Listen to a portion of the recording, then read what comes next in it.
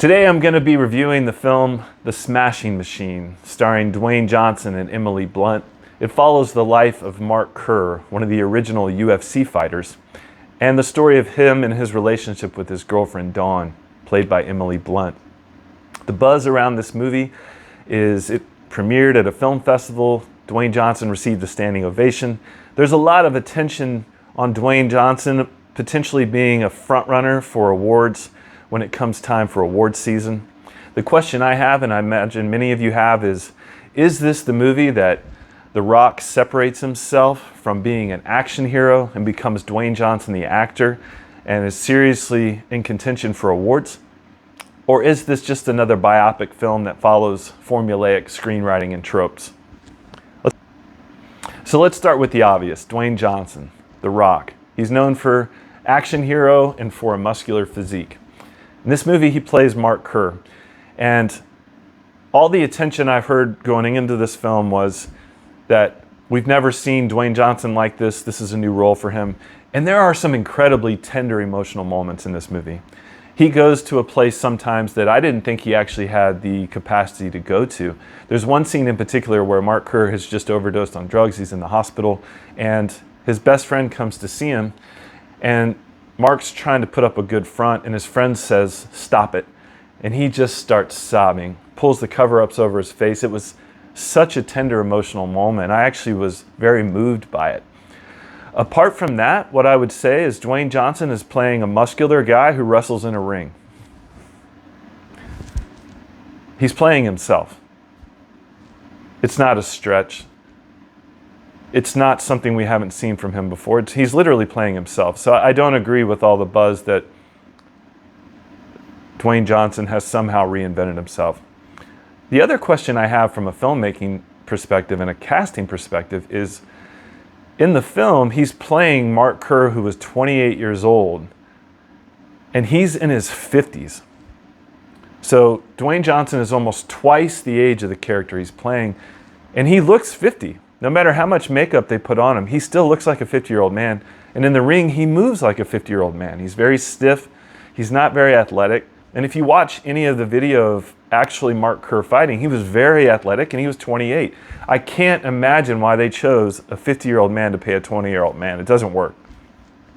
Emily Blunt is a revelation, and she is phenomenal. If there is any awards, or at least talk of awards, it should be around Emily Blunt, because she is phenomenal. She completely loses herself in this character.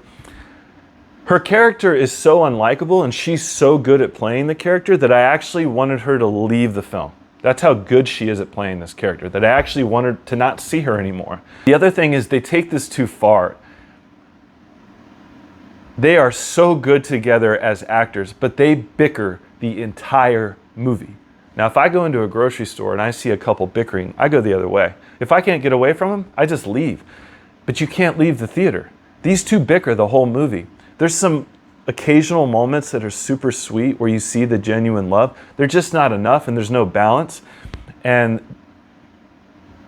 yeah, music. So from the very beginning of this movie, we see Mark Kerr, and he's fighting down in Brazil at some of the almost original UFC fights, and they're playing jazz music. It totally sanitizes the fight scene. There's no intensity, there's no emotion, it's jazz. I believe what the filmmakers were doing is Mark Kerr is a person who is very personable, very likable. He doesn't have any peace. He's filled with rage, and he's a person that marches to a different beat. He's doing things his way. In fact, one of the songs they use is played by Elvis, and I did it my way. They're trying to communicate through music who this character is, and I think what they're actually doing is trying to put you into the mind of Mark Kerr by playing jazz music. It's very creative, it just doesn't work, and it kills the intensity of the UFC fight scenes. Cinematography, they chose a documentary style, so it's a style that you've seen 1,000 times. This is a movie that is based from 1997 to the year 2000, so it actually is very consistent with the style of filmmaking from the 90s. Very jittery, off the shoulder. It reminds me a lot of The Office, if I'm being honest. I think they were trying to give the impression that they were following this man's life. It is a biopic after all. And we're sort of a fly on the wall watching this man's life. And for me, it didn't work. It's just a style that's been overdone and seen too many times. And just like the music, it totally killed the intensity of the fight scenes, which I'll get to next. Fight scene choreography is terrible. If you're a UFC fan and you were hoping to see some intense UFC fighting, you're not going to get that in this movie. The fight scenes are boring. I thought in this movie, the worst part of the film were actually the fight scenes. I couldn't wait for them to get over. I was not inspired. I was not moved to intensity. I didn't want to stand up and pump my fist. The fight scenes are just boring and could have totally actually been removed from this movie for me, which is very disappointing because the way that the trailers promote the movie is that this is an intense UFC film, and it is not. If you are a UFC fan, this is not a UFC movie. This is a relationship drama that really reminded me more of like Kramer versus Kramer with UFC fighting. So with all that being said, what did I actually think of the movie? Look, in 2025, I haven't seen a good movie the entire year. I really haven't seen a great movie in 10 years. I was really excited about this movie because one of my favorite all-time films is Warrior with Tom Hardy, a relationship drama that's surrounded by UFC with incredible acting. This movie is probably more in the genre of Iron Claw. It's good. The acting is well done. The pacing is off. I didn't appreciate the music choices, and I didn't appreciate the cinematography. Is this a movie that I'm going to see again? No.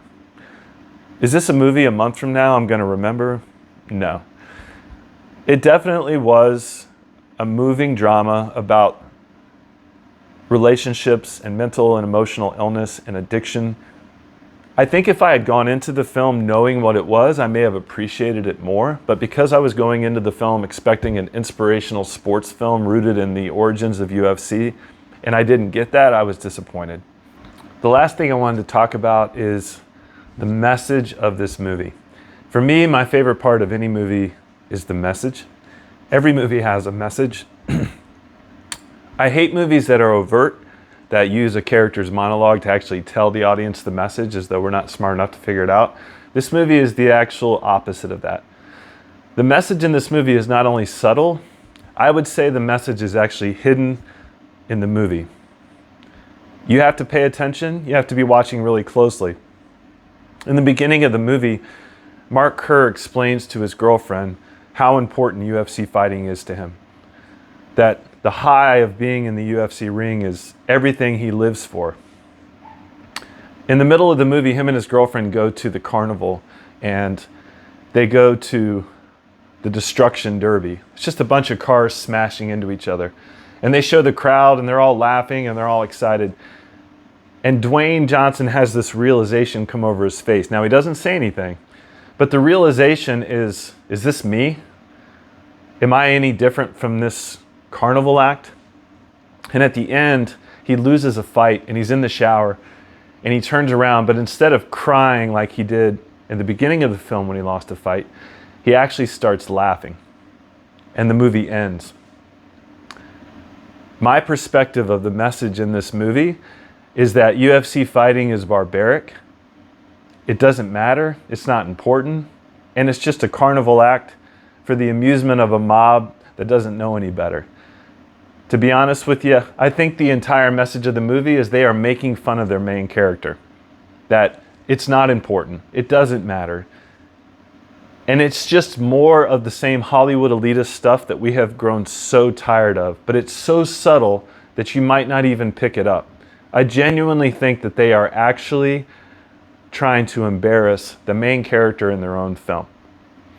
If I was Mark Kerr and I saw this movie, I would have been angry. I would have gone to the filmmakers and been like, do not put this movie out. This message is just another in a long line of movies that Hollywood is trying to send its audience, who they hate, a message that what we care about is simply not important.